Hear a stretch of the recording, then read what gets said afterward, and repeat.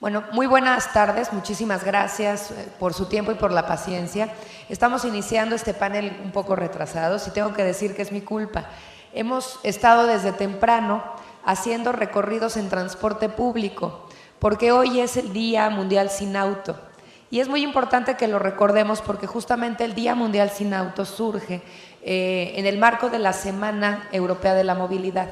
Y en este sentido, el objetivo que tiene es que hagamos conciencia sobre el uso racional del automóvil. Y ya lo comentaban ahorita en la introducción, tenemos en la Ciudad de México 5.5 millones de autos circulando todos los días, con una tasa de ocupación promedio de 1.2 personas por vehículo, en una superficie que sin duda es finita y donde el 80% de esta superficie rodable está siendo utilizada por el automóvil privado. Justamente hablando de esta problemática es que esta mesa hoy se engalana con la presencia de estas dos personas que además de ser buenos amigos son expertos en la materia que los convoca. La Ciudad de México tiene hoy el reto de implementar, tiene el reto de cambiar el modelo de movilidad, tiene el reto primero de reconocer el fracaso del modelo anterior en términos de sustentabilidad, en términos de congestión y en términos también sin duda de incidencias viales, pero tiene también el reto de a partir de este reconocimiento de la problemática, saber de qué manera se va a implementar lo que hoy ya se tiene sobre la mesa. Yo quisiera poner sobre la misma tres ejes de discusión para que pudiéramos iniciar y de la misma manera, bajo estos ejes decir en dónde está parada la Ciudad de México, que bueno, siempre se ha caracterizado por ser punta de lanza en materia de movilidad y de ciudad. Somos el gran laboratorio del país, todo lo que sale bien aquí se replica, pero también todo lo que sale mal aquí se replica. Por eso la responsabilidad que tenemos justamente para abrir las discusiones con base en lo que hacemos.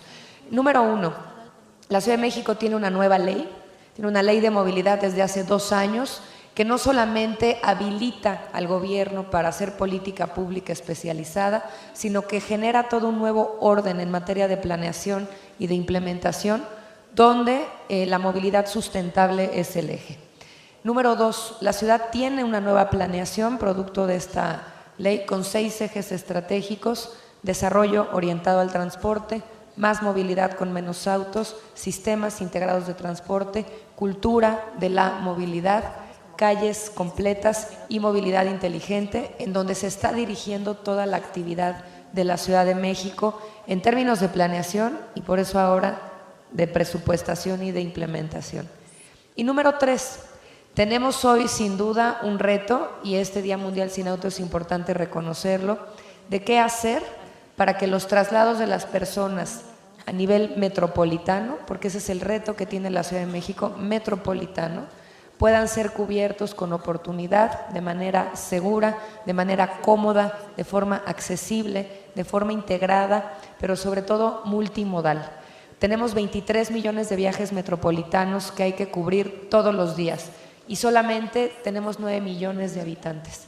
De ese tamaño se requiere también la participación y coordinación federal y metropolitana para poder hacer el reto. Entonces, ¿qué les parece si podemos iniciar, Ignacio, con un diagnóstico de en dónde estamos hoy y cuál es la problemática ante este contexto de ciudad?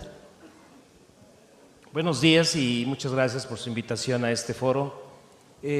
Nosotros en Cummins hemos estado trabajando muy de cerca con el Centro de Transportación Sustentable, EMBARC, y ellos de alguna manera u otra están trabajando en un concepto que se llama las ciudades inteligentes.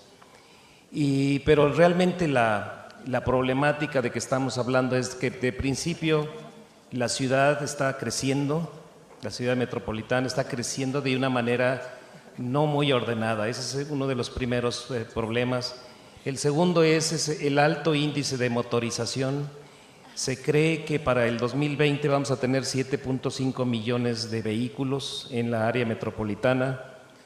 Por otro lado, el 77% del presupuesto del gobierno federal está enfocado en la infraestructura, pero no en la movilidad, lo cual crea como tal un problema de transporte.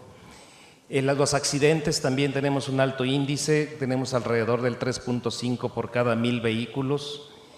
La contaminación mata alrededor de 15,000 personas por año. La calidad del transporte en el público deja mucho que desear y el 60% de nuestra población utiliza este medio, y realmente el promedio de costo de transporte es de 28 pesos, lo cual es la mitad del salario mínimo de la ciudad.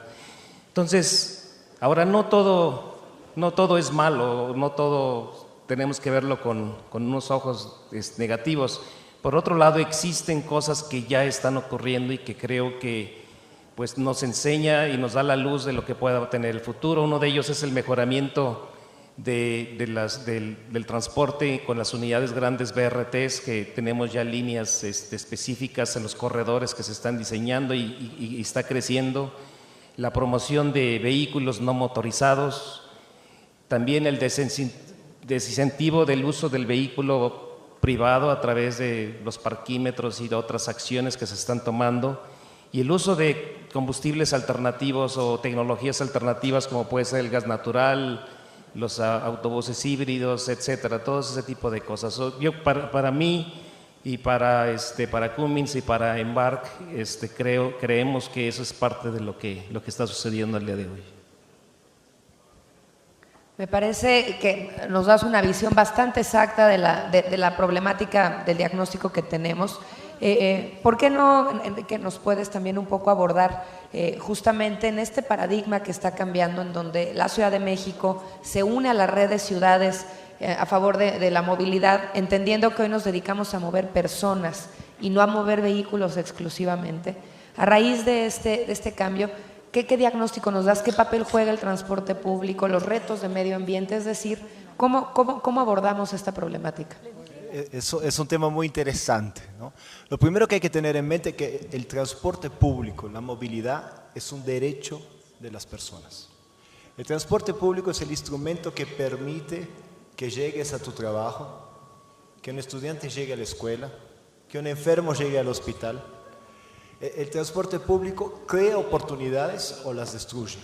Si yo tengo 2 horas para llegar a un trabajo nuevo, no lo tomo. Mantengo el trabajo antiguo que está al lado de mi casa.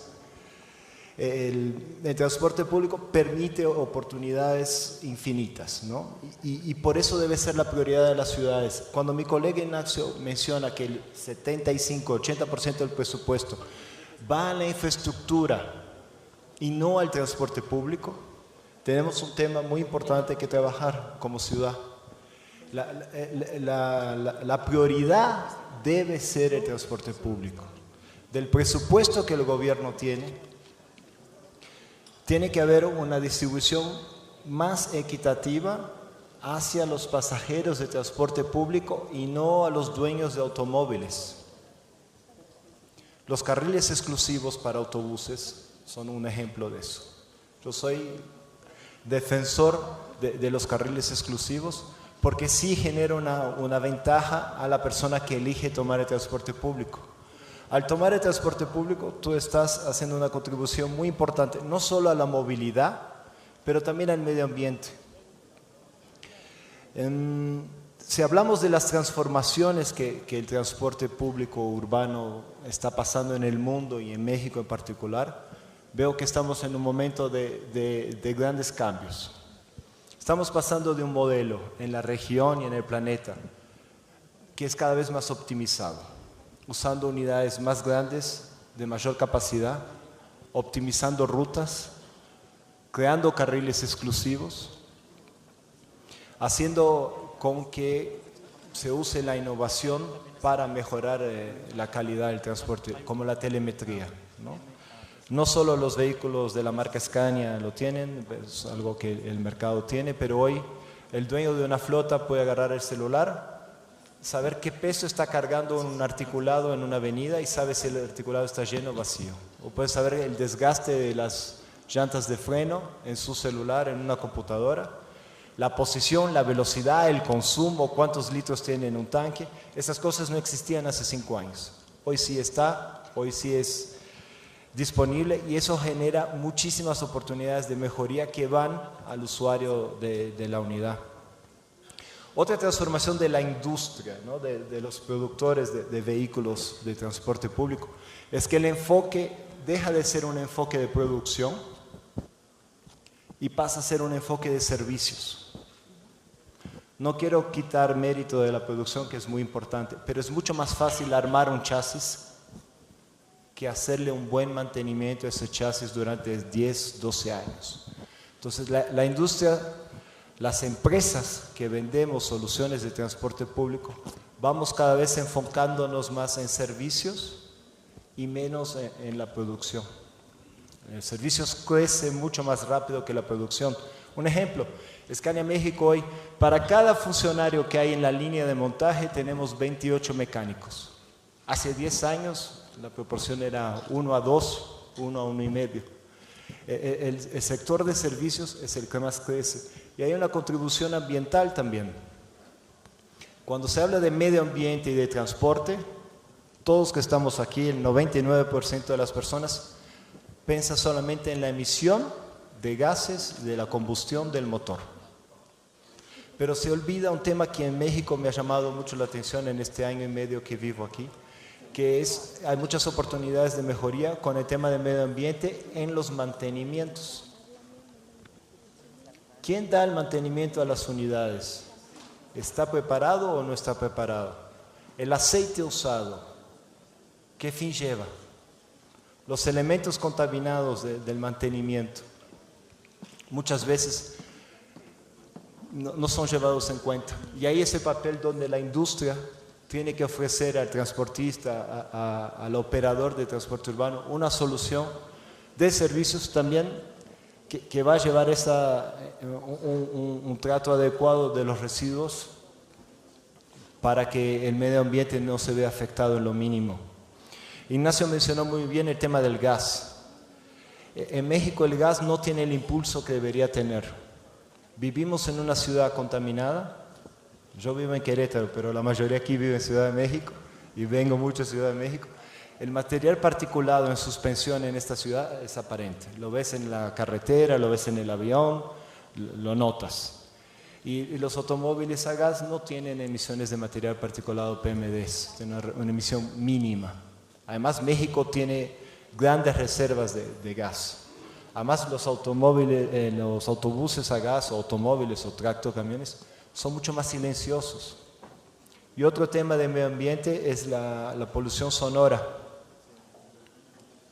Si un autobús pasa delante de una escuela,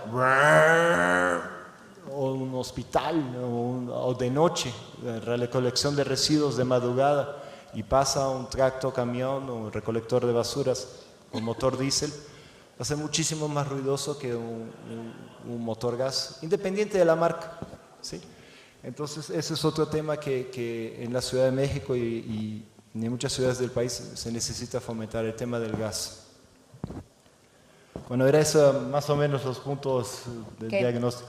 Que estamos ahora justamente planteando en el diagnóstico, y creo que Enrique tiene mucha razón, al igual de lo que planteaba Ignacio. Estamos hablando de un cambio de paradigma en donde las personas son aquellas que importan, que son la prioridad para la generación de política pública, pero también para la generación de servicios.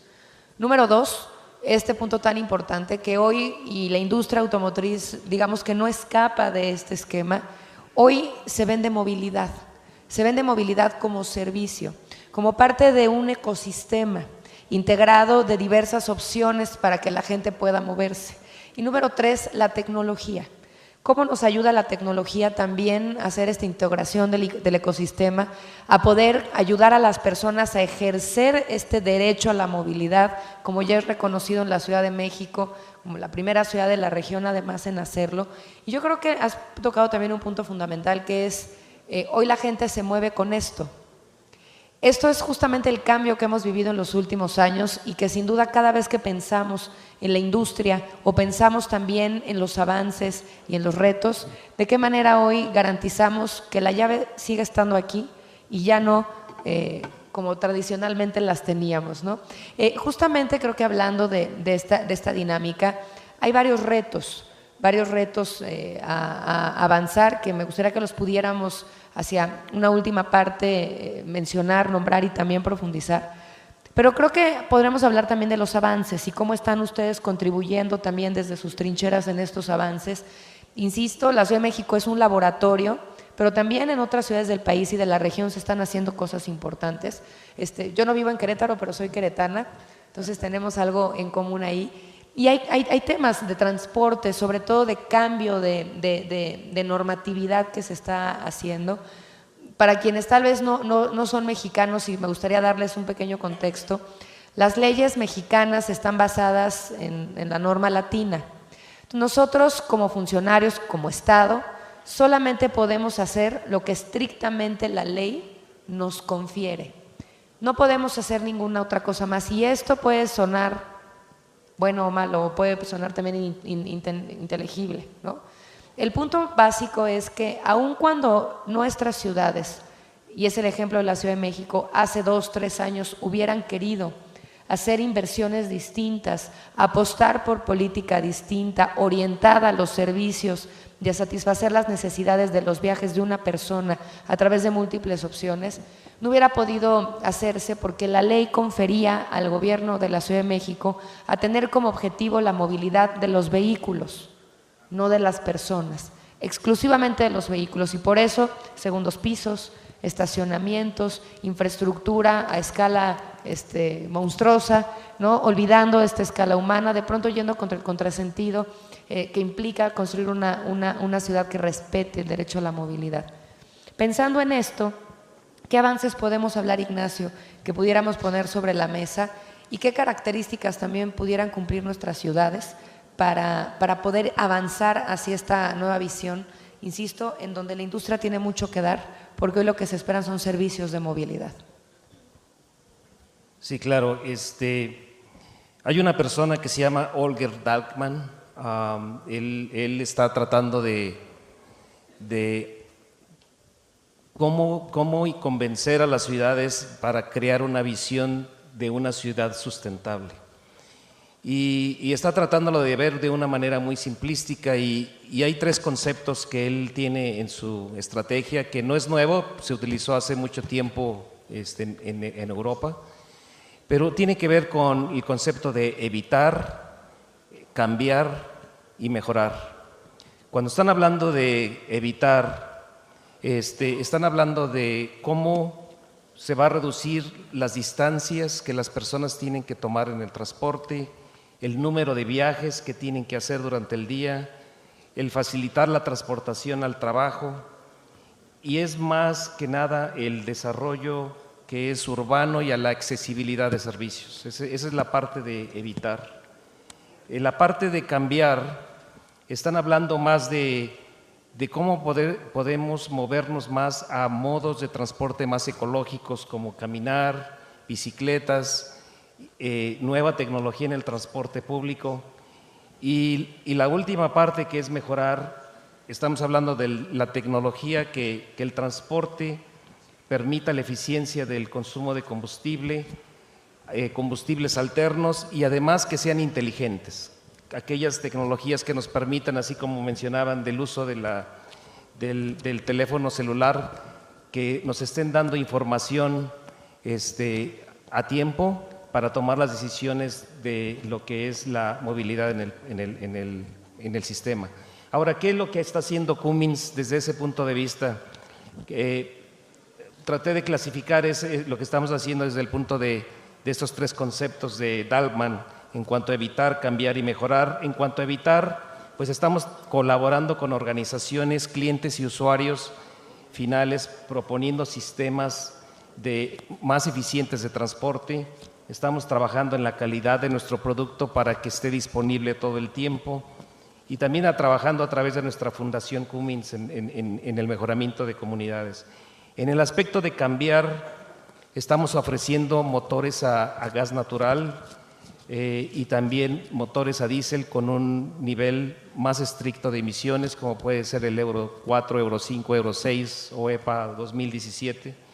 Y en el concepto de mejoramiento, estamos tratando de mejorar y ofreciendo motores más eficientes en cuanto al consumo de combustible, ofreciendo posibilidades de telemetría para los motores y para las unidades de nuestros clientes, y la última es ofreciendo motores reconstruidos para de tal manera que nuestra huella de carbono sean pues un poco menor que comprar un motor nuevo y reemplace a un motor ya usado. Entonces esas son las partes que hemos estado trabajando como empresa.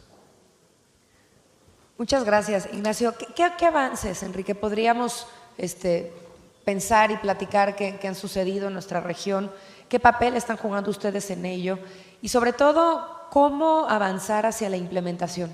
Porque, insisto, ¿no? Digamos, hoy que la ciudad y que el país está en plena discusión presupuestal, es muy importante decir, como muy bien dicen nuestros vecinos norteamericanos, hay que poner el dinero donde están los discursos.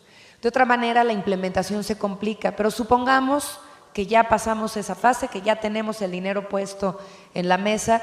¿Cómo avanzar? ¿Qué implementar? ¿Y cómo están ustedes también aportando en esta materia? Bien, gracias.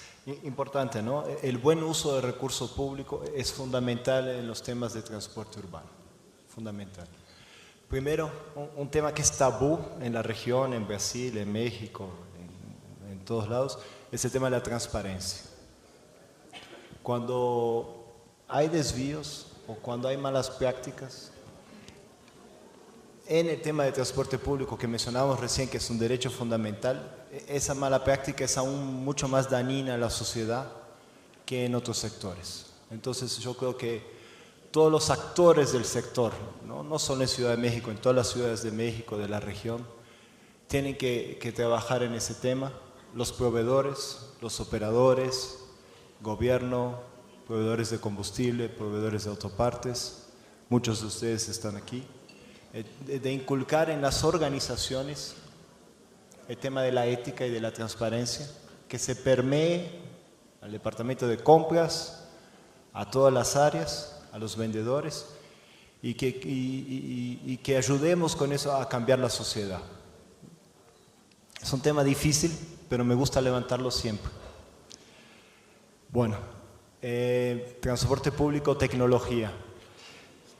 Ignacio mencionaba muy bien el tema del gas. Yo soy un fanático del gas, participo activamente en la Asociación Mexicana de Gas Natural. ¿Y por qué lo hago? Porque si se hace un análisis de costo-beneficio, ¿cuánto cuesta operar un autobús a gas? ¿Cuánto emite un autobús a gas? ¿Cuánto cuesta operar un bus híbrido diésel? ¿Cuánto emite un autobús híbrido diésel? ¿Cuánto cuesta? Un eléctrico, ¿cuánto cuesta? ¿Cuánto cuesta mantenerlo? ¿Qué emisiones tienes? Si haces un análisis honesto, transparente y simple, el número da con mucha ventaja la primera posición al gas. Eso cambia de país a país, cambia a medida que la tecnología evoluciona. Con los precios del gas en México hoy es el análisis que tenemos. Por eso Scania produjo su primer vehículo a gas en 1929, antes de producir el primer vehículo a diésel. Estamos promocionándolo aquí en la Ciudad de México. Tenemos en nuestro motor Euro 6 a gas preparado para trabajar hasta los 3.000 metros de altura. Somos la única marca que logra funcionar en Bogotá, por ejemplo, donde tuve la oportunidad de vivir 4 años antes de mudarme a México. Y creo que también como Cummins lo hace muy bien, el tema del gas es una solución que va a crecer para transporte de carga, transporte de pasajeros interurbanos y transporte de pasajeros urbanos. Por el silencio, por la economía, por las bajas emisiones. Otro tema muy importante es la accesibilidad. En cada reunión, en cada oportunidad, tratamos de reforzar a los privados y al gobierno del tema del acceso al vehículo. Si tú pones 3 escalones para subirte a un bus, no solo limitas el acceso a las personas que tienen alguna capacidad distinta de movilidad, pero también haces el sistema más lento. Un autobús que recorre un trayecto en la Ciudad de México, en cada paradero, supongamos que los 3 estamos esperando un autobús aquí, los 3 jóvenes, bonitos y fuertes, vamos a subir más rápido al autobús si no hay escalones que si lo hay. Y el automóvil que está detrás del autobús o el autobús que está detrás del autobús y el que le sigue, el que le sigue, el que le sigue, va a estar la mitad del tiempo esperando. Esta solución en Ciudad de México todavía se ve muy poco, pero en España, yo me acuerdo cuando estuve ahí en mi primera visita de trabajo a España en el 99, estaban poniendo los primeros autobuses de entrada baja. Y hoy todos los autobuses en Madrid o en cualquier ciudad española son buses de entrada baja. Y en aquel entonces decían, no, esto no va a pasar. La diferencia de costos hace 20 años eran muy altas. Hoy nuestra marca, $5,000 más te vale un bus de entrada baja que un bus de entrada normal. Y mis competidores no deben tener precios muy distintos. Eso es otro cambio que estamos viendo. Un tema básico, pero que en la Ciudad de México falta todavía, el tema de la suspensión. Cuando veo en México la mayoría de los autobuses con suspensión a resortes, digo, no puede ser, estamos en 2016. Una suspensión a resorte daña el asfalto. Es muy ruidosa. El ruido, ¡pah! ¡Tac, tac, tac, tac, tac! Pasó un autobús. La columna de los pasajeros, ni hablar del que está manejando, ¿no? Cómo sufre. Pero eso sí va cambiando. Los autobuses nuevos todos van a tener suspensión a aire, como esa transformación ocurrió en Sudamérica, ocurrió en Europa, está ocurriendo en México. La accesibilidad, que también estamos promocionando mucho. Me da gusto decir, el sistema de Tijuana, el último sistema nuevo del país, son con autobuses accesibles. Fue una disputa de 1 año y medio explicando las ventajas, comparativo económico, hasta el combustible es menor porque estás menos tiempo en cada parada, el viaje es más corto y hemos logrado convencer a las autoridades de Tijuana. El sistema que se inaugura a fin de año como autobuses de Scania son de entrada baja. Y el tema de las emisiones que decía Ignacio, muy importante. Nuestra marca lanzó el Euro 6 en 2011, el Euro 6 a diésel. Hoy somos líderes en Euro 6 diésel. También lo tenemos en gas, también lo tenemos en biodiesel. Y a medida en que la tecnología va avanzando y los países van requiriendo normas más exigentes, es responsabilidad de la industria responder a eso a la altura y estar preparados para dar un mejor producto a las ciudades. Creo que todo esto puede resumirse en un solo concepto, digamos, esto que se ha estado hablando en términos de transporte público y sustentabilidad, que engloba lo que ya tocaba Ignacio, las ciudades sustentables. ¿Cómo construimos un modelo de ciudad sustentable que toca varios aspectos y que me gustaría poner 3 sobre la mesa específicamente para ir un poco redondeando la discusión y después pasar a la agenda de preguntas y respuestas? Número 1. Un elemento fundamental en la construcción de una ciudad sustentable, de una ciudad con futuro, porque al final es lo que estamos buscando hacer. Al final del día, un buen servicio es aquel que genera calidad de vida, pero es también aquel que genera sustentabilidad y capacidad de pensar en un futuro para las nuevas generaciones. Una ciudad en donde no se puede respirar, evidentemente no genera condiciones de sustentabilidad ni mucho menos de futuro para sus habitantes. ¿Cómo generamos, bajo un eje de trabajo, un desarrollo orientado al transporte? ¿Qué quiere decir esto? Un desarrollo ordenado de vivienda, de desarrollo urbano, que nos ayude a conectar los orígenes con los destinos, que nos ayude a que la movilidad poco a poco vaya tendiendo a cero. La mejor movilidad es la que no existe, es la que tiene viajes cortos de no más de 4 kilómetros, donde la población puede caminar, puede usar bicicleta, que ahora tocaremos el tema de la movilidad no motorizada, puede utilizar transporte público, pero no tiene que trasladarse 2 horas y media de donde vive a donde trabaja. Algo que ha sucedido con las ciudades latinoamericanas en esta expansión de la que ya también nos platicaba Ignacio se mandó a vivir muy lejos a las personas de donde trabajan y de donde hacen vida. Esa política de vivienda de unas décadas hacia acá, pues mandaron a las personas a vivir a la periferia, si bien les fue, si no es que a la metrópoli en un distinto estado. Esto hace que se expanda la ciudad, que las distancias se dupliquen o se tripliquen, pero sobre todo que la extrema motorización nos alcance, porque hacer un trayecto en transporte público con estas características no solamente se vuelve caro para el gobierno y prácticamente imposible de cubrir en su totalidad, sino al mismo tiempo para las personas hacer un viaje, si no es a través de un vehículo privado, prácticamente también se vuelve impensable. Creo que es la primera vertiente de una ciudad con movilidad sustentable es aquella que está ligada al desarrollo orientado al transporte. Ciudades densas, compactas, con usos de suelos mixtos, conectadas, que nos permitan que la infraestructura de transporte que ya existe, y pensemos, muchos de aquí lo han visto, saben de lo que estoy hablando, lo que ha hecho mucho Europa en sus ciudades. Son ciudades en donde la infraestructura de transporte con la que ya se cuenta, pues más bien se invierte para darle mantenimiento, para que sea innovadora, para que tenga mucha más fuerza y capacidad de atender viajes y no gastar el poco, mucho dinero de transporte que se tenga en estar haciendo ampliaciones que al final van a terminar llegando a Guadalajara porque vamos a seguir expulsando a la gente a vivir demasiado lejos, ¿no? Número 2, que creo que es también un tema muy importante, ¿de qué manera generamos a través del gasto de la ciudad inversión en sistemas integrados de transporte público, que es mucho de lo que nos ha estado hablando Enrique? Sistemas en donde no solamente la tecnología en términos de innovación para el medio ambiente, sino también para la operación, para la calidad del servicio estén al orden del día. Estamos hablando de centros de transferencia y transporte que nos junten a 5 o más sistemas de transporte físicamente en un solo lugar, como es el caso del CETRAM Rosario en la Ciudad de México. Número 2, sistemas de pago únicos para todos los sistemas a través de una tarjeta. Hablamos de eficiencia. Bueno, necesitamos entonces que la cultura de la morralla, como le decimos en México, se supere, ¿no? Y es un tema también de capacidad y de tiempo. No es lo mismo en un microbús, 45 segundos por persona sacando la morralla para pagar, multiplicado por 30 personas que van en un solo camión.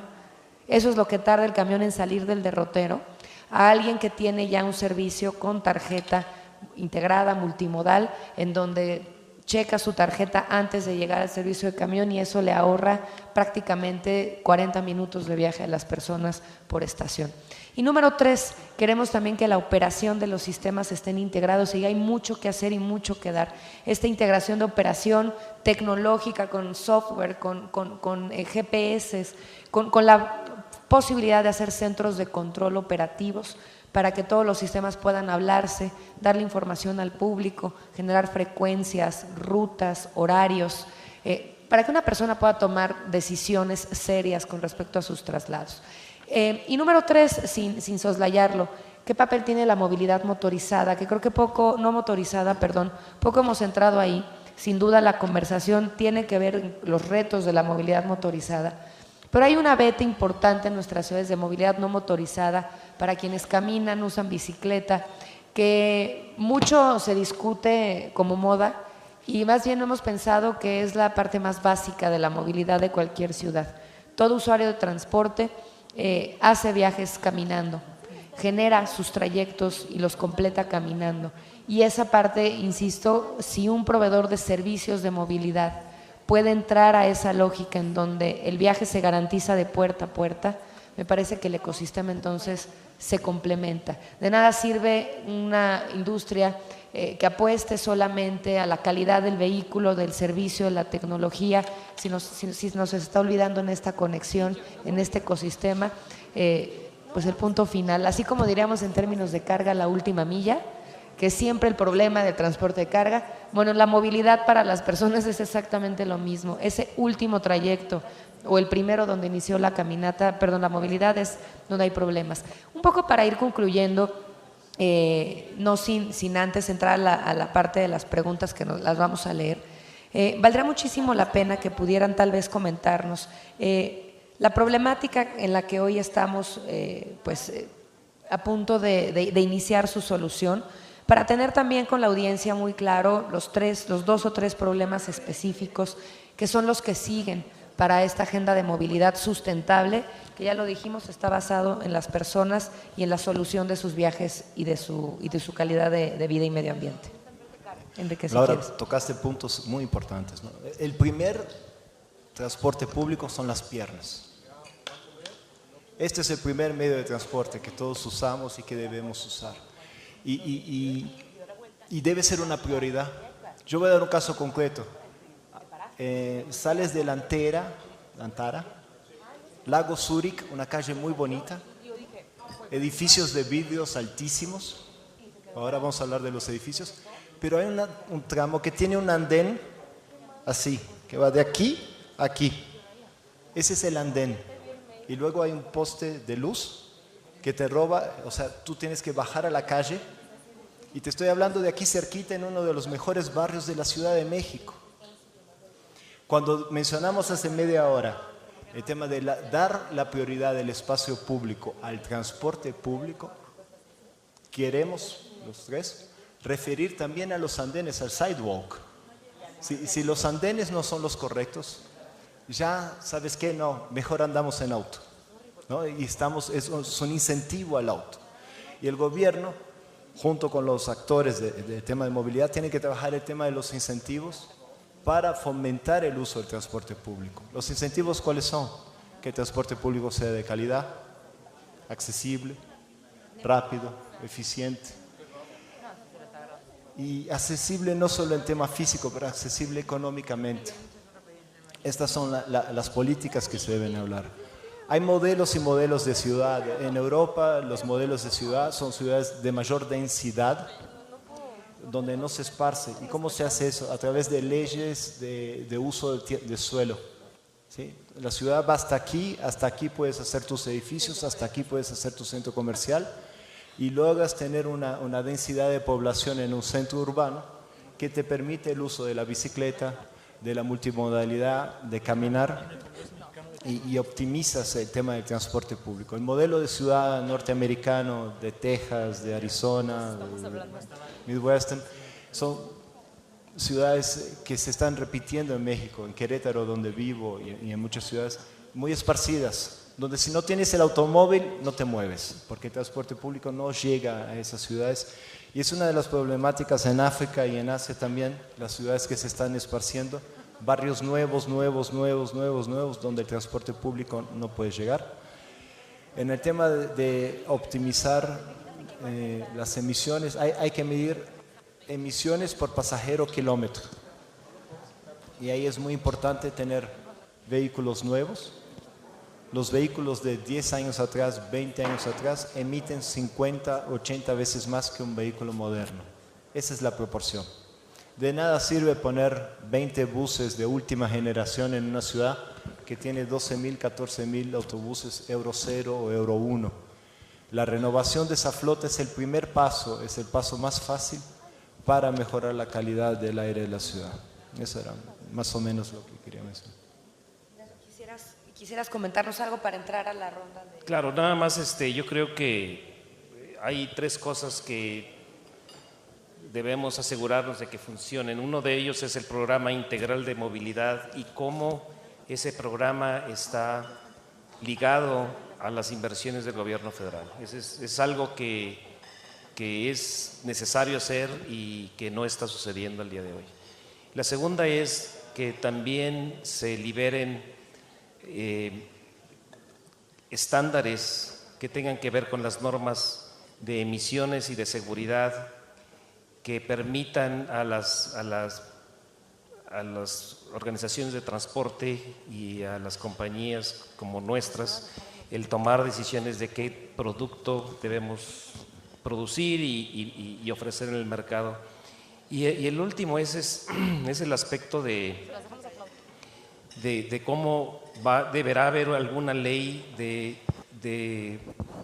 uso y de la urbanidad de la Ciudad de México, que creo que no debemos mandar más personas hacia afuera, y si las mandamos tenemos que mandarlas con trabajos y el uso de altura. Entonces creo que esas tres cosas deberían trabajar un poquito más coordinados para poder quitar muchas de las barreras que sentimos.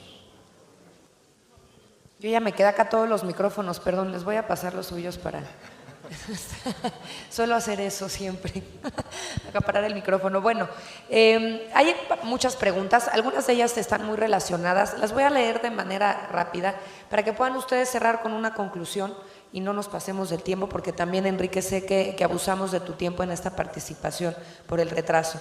Primero, José Antonio Jiménez Jaime, de AMPAC, ¿cuáles han sido los cambios en la movilidad tras la publicación de la última actualización, el impacto esperado tras la operación, planes para actualizar el parque vehicular del transporte público? Algunas son dirigidas a gobierno y otras son más contextualizadas a las aportaciones que están haciendo ustedes a la movilidad.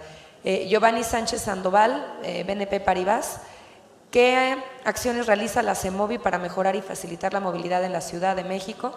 Y también, ¿qué acciones puede apoyar y facilitar a las financieras automotrices? Elías Dana, de Transportes Lipu, hablando de sustentabilidad, impacto ambiental, ¿qué proponen gobierno, armadoras, para ofrecer mejores tecnologías ambientales sin un impacto económico que impida al sector privado adoptar estas nuevas tecnologías? Talia Galvez, y no traigo mis lentes, es Leonisol, me parece. ¿Qué está haciendo Cummins para contribuir a resolver los problemas de movilidad y medio ambiente en las grandes ciudades? Que ya nos habías comentado un poco de eso, Ignacio. Alejandro Zaragua, de Vesta, se habla de transporte público y privado. Me preocupa el crecimiento de transporte de carga, doble caja, dentro del Valle de México, y sigue creciendo los parques industriales en el Edomex. ¿Qué se piensa hacer para controlar este problema? Oscar Domínguez, de UWFS, la Ciudad de México ha elegido una marca automotriz para la movilidad vía taxi. ¿Por qué no se ha incluido alternativas que ofrecen otras marcas? ¿Se ha explorado el uso de trenes como lo es en Europa? Mónica Martínez, de US Commercial Service, se mencionó 5.5 millones de vehículos en la Ciudad de México. ¿A cuánto asciende el parque vehicular del Estado de México? Esta es una muy buena pregunta. Wilson Bissó, de Exide Technologies, grandes ciudades como Sao Paulo y Los Ángeles tienen iniciativas público y privadas para desarrollar alternativas de vehículos pesados híbridos. ¿Cómo los ven ustedes? Y por último tenemos Beatriz Martínez, de Plastic Tech Boca Group. Para poder utilizar el transporte público no solo debe ser el parque, no solamente se debe una conciencia del medio ambiente y la comunidad de no manejar una limitante, también es la seguridad. Si el transporte no está a la puerta de tu casa o al sitio a donde vas, ¿quién te asegura que llegarás sin ser víctima del crimen? ¿Cómo es esta política para la seguridad? Para más movilidad, que se ofrezca el medio ambiente, tiene que haber seguridad y utilizar transporte, más allá de utilizar transporte propio. Pues estas son un poco las preguntas, si les parece. Creo que además nos repartieron baraja a todos. Podemos hacer un cierre y bueno, obviamente con las preguntas y su respuesta. Bien. Bueno, hay una pregunta interesante sobre el tema de los híbridos. Es un tema que me fascina estudiarlo, escucharlo. Yo cambié de opinión. Hace 5 años tenía mucha expectativa con los híbridos. Lamentablemente a hoy, la experiencia en Nueva York, se puede ir, visitar, googlear, en Londres, es que Bogotá también, São Paulo menciona la pregunta. Los vehículos híbridos diésel eléctrico de ninguna marca hoy logran funcionar más que 10% de su tiempo en eléctrico. Entonces terminan funcionando 90% del tiempo en diésel.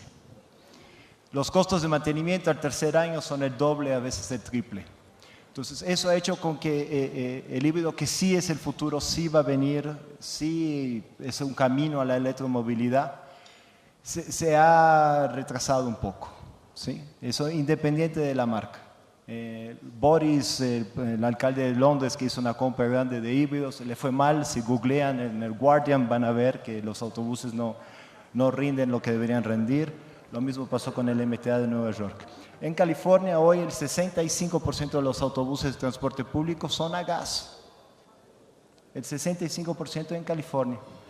En la Ciudad de México el 1% o menos. Yo creo que es el camino para ir. Mucha gente me pregunta, ¿y los autobuses eléctricos? Yo digo, ¿son el futuro? Mis hijas van a andar en autobuses eléctricos. Pero hoy, al contrario de lo que piensa mucha gente, ¿no? En Suecia, la matriz de nuestra empresa, donde pude vivir, en Suecia hay 18 buses eléctricos. 18, no hay 20. Mientras no haya 500 buses eléctricos en Suecia funcionando, testando, probando, desarrollándose, yo no los voy a promocionar en México. Que el laboratorio se haga en Europa, donde hay recursos, donde sobra presupuesto público. Aquí en Latinoamérica Tenemos que cuidar muy bien cada centavo de impuesto. Vamos por lo seguro, vamos por lo que optimiza el costo por kilómetro con emisiones. Por eso defiendo el gas. Lo eléctrico va a venir, es el futuro. Vendemos eléctricos, ¿no? O sea, no estoy haciendo una presentación comercial aquí, pero quiero enfocar en el tema del debate y del panel. Yo eso es lo que comentaría para cierre. Muchas gracias, Enrique. Muchas gracias por tu participación. Decirles además de manera muy rápida que Enrique es director general de Scania México, para quienes no tienen el gusto todavía de conocerlo. Y bueno, pues tuvimos el gusto que nos acompaña aquí el día de hoy. Muchas gracias. Ignacio, por favor. Sí, yo creo que son dos cosas que Cummins está haciendo. Uno de ellos es, más que nada, ayudar a diferentes organizaciones a que la legislación, los estándares se agilicen y que podamos tener una mayor claridad en qué tipos de vehículos tenemos que ofrecer o qué tipos de motores tenemos que ofrecer en el mercado, y pues ojalá nos den un poco más de claridad mucho más rápido. Por otro lado, yo creo que la otra cosa que hacemos y nos da muchos resultados es realmente tomar a personas que tienen el poder de decidir en las inversiones y tomarlos a algunos lugares en donde sí está funcionando. Estaban comentando acerca de California. Tenemos ejemplos muy claros, por ejemplo, en la ciudad de San Diego, en donde realmente la movilidad y la calidad del transporte es muy evidente.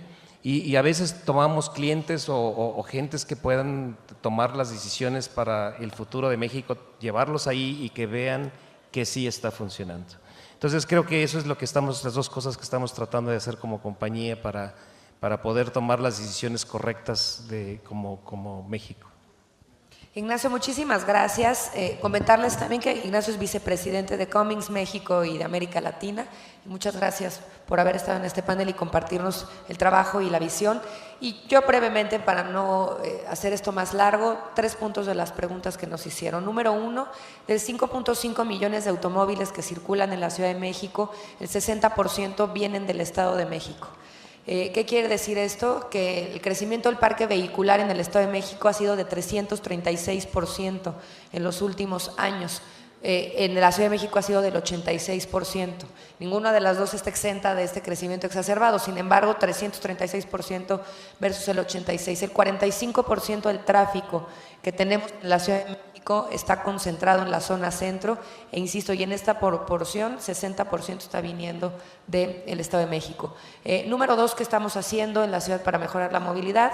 Hicimos un cambio a la ley de transporte, la desaparecimos, nace la nueva ley de movilidad de la ciudad desde hace 2 años, nos trae un nuevo orden, un nuevo modelo, una nueva planeación, un plan integral de movilidad con 6 ejes, un plan integral de seguridad vial, adoptamos la visión 0 accidentes, además bastante bien guiados por la experiencia sueca. Hemos logrado disminuir el 18% de muertes por hechos de tránsito en la ciudad a 7 meses de las nuevas reglas viales. Muchas no gustaron, pero nos están ayudando a salvar vidas y además son casos comprobados en todo el mundo. Le debíamos al mundo reducir velocidades, entre otras cosas. Número 3, tenemos hoy implementación de presupuesto diferente.